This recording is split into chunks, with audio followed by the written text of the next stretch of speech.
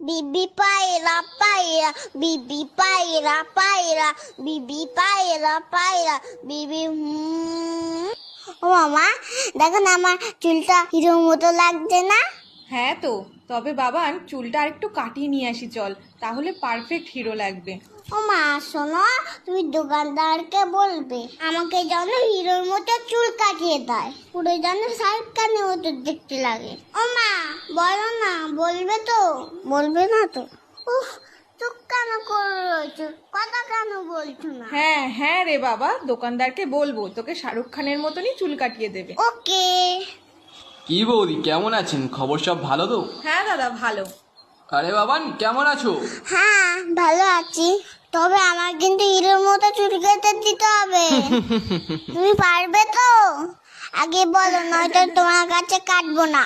সব রকম কাটতে পারি আমি, তুমি এখানে এসে বসো। আমাকে একটু উঁচু করে দাও, আমি তো মুখটাই দেখতে পাচ্ছি না। হ্যাঁ তাই তো, তুমি নামো, আমি উঁচু করে দিচ্ছি। দেখো আবার যেন সব চুল কেটে দিও না। বাবা নড়ো না, কান টান কেটে যাবে কিন্তু। ও দাদা, একেবারে মুড়ো করে কেটে দেবেন। হ্যাঁ হ্যাঁ, বুঝেছি বুঝেছি।